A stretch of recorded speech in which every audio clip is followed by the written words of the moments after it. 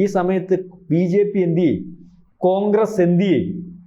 കാരണം ആചാര ലംഘനം നടത്തിയെന്ന് പറഞ്ഞ് പ്രശ്നമുണ്ടായി, നാട്ടുകാരിളകി, നായന്മാരിളകി, SNDP ഇളകി. അതിൻ്റെ കൂടെ ഈ പറഞ്ഞ BJP ഉണ്ടായിരുന്നല്ലോ. സുരേന്ദ്രനൊക്കെ എന്ന് പറഞ്ഞാൽ ഇരുമുടി കെട്ടെടുത്ത് നിലത്തിടുന്നു, അത് മാധ്യമങ്ങളിൽ വാർത്തയാകുന്നു, അത് അടി എന്ന് പറഞ്ഞിട്ട് വലിയ വിഷയമാകുന്നു. ഒരുപക്ഷെ അതിന്റെ നേട്ടം രാഷ്ട്രീയപരമായിട്ട് അവർക്ക് ഉണ്ടായി.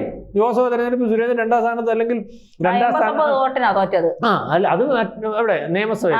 ലോക്സഭ പത്തനംതിട്ട കോന്നി മത്സരിച്ചപ്പോൾ ഏതാണ്ട് 3ാം സ്ഥാനമായിരുന്നെങ്കിലും 2ാം സ്ഥാനക്കാരനെക്കാട്ടിൽ ഏതാണ്ട് 10-15 വോട്ടിന്റെ വ്യത്യാസം മാത്രമായിരുന്നു. മാത്രവുമല്ല, അതുവരെ ഉള്ളതിനെക്കാട്ടി ഏതാണ്ട് 1 ലക്ഷം 2 ലക്ഷം വോട്ടോളം അധികം പിടിച്ചു.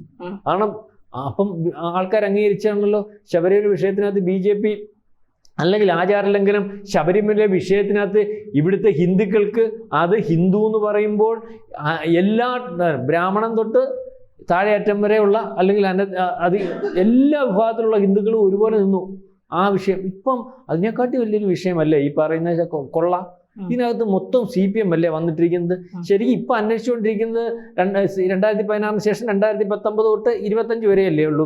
ഏറ്റവും അവസാനം ഇന്നത്തെ വാർത്ത അനുസരിച്ചാണെങ്കിൽ പ്രശാന്ത് ഉൾപ്പെടെയുള്ള ഇതിനകത്ത് കൊള്ള നടത്തിയിരിക്കുന്നു, അല്ലെങ്കിൽ പ്രശാന്തിനെതിരെ സംശയം വന്നിരിക്കുന്നു. അപ്പോൾ ഒരു കൃത്യമായ ഇടവേള നടത്തിക്കൊണ്ടിരുന്ന കൊള്ളയാണല്ലോ.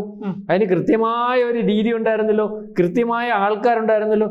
എന്തുകൊണ്ടാണ് BJP ഇതിനകത്ത് വേണ്ട രീതിയിലുള്ള ഒരു സമരവും അല്ലെങ്കിൽ വേണ്ട രീതിയിലുള്ള ഒരു പ്രചരണം? ഇപ്പൊ ഇലക്ഷൻ വരുമല്ലേ, തദ്ദേശ സമരം, കോൺഗ്രസ്സുകാർ അവിടെ ഇവിടെയൊക്കെ സ്വർണ്ണക്കൊള്ളയൊക്കെ പൂച്ചം പറയുന്നുണ്ടെന്നാ തോന്നുന്നു, പാട്ടുമൊക്കെ ഉണ്ട്.